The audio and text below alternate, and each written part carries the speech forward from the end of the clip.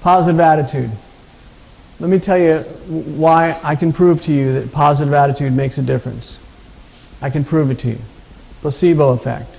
You've all heard of the placebo effect.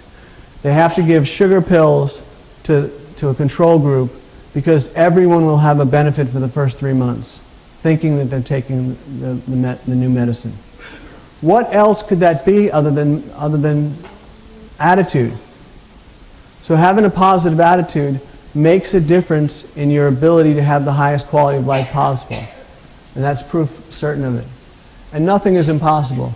I put up there a couple of things that thought to be impossible. Let me talk about my daughter. My daughter is 16 years old.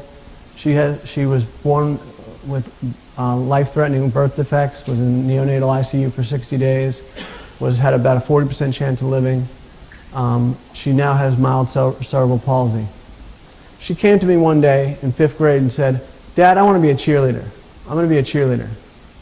I said, one side of me said, being a parent, said, kids can be cruel in 5th grade and she's going to be ridiculed and I don't want her to go through that, but I don't want her to feel like she's limited either. So she said, "I'm going to go out for the cheerleading squad." And she did. She couldn't do all the cheers, but she tried real hard. That's her right here. One on the end.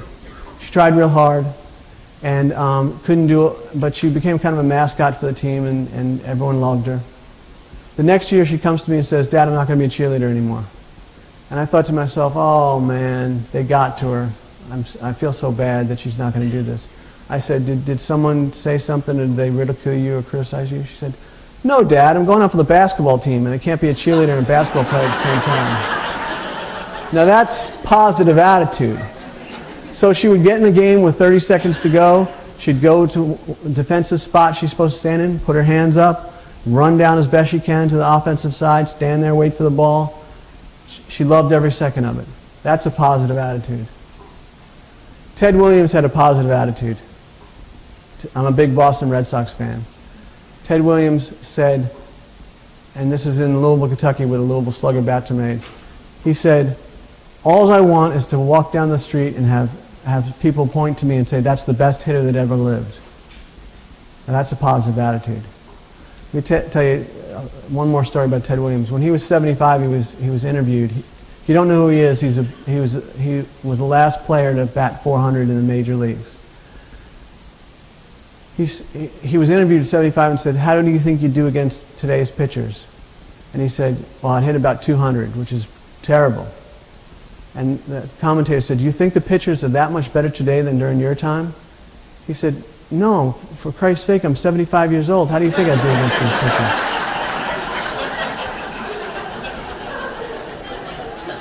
Faith. Have faith in yourself, have faith in others, have faith in the higher power, and find your purpose. Find your purpose. Everything happens for the best. Find your purpose. Everyone has a purpose. Get to the point of acceptance. Not accepting your fate, but acceptance. It's part of the natural process of healing. Finally, if you can, embrace Parkinson's. I feel like I've embraced Parkinson's. It took me 11 years, but I've embraced Parkinson's.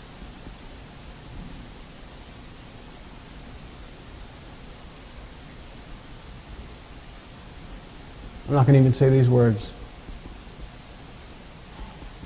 The best shape of my life. I'm as healthy as I've ever been. I'm 52 years old now.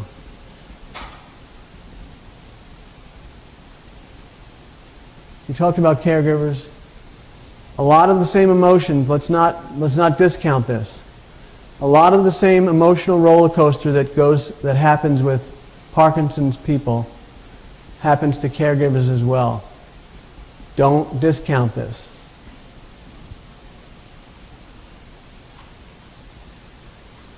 You have the power. You have the power. I didn't plan to dress like a Smurf that day.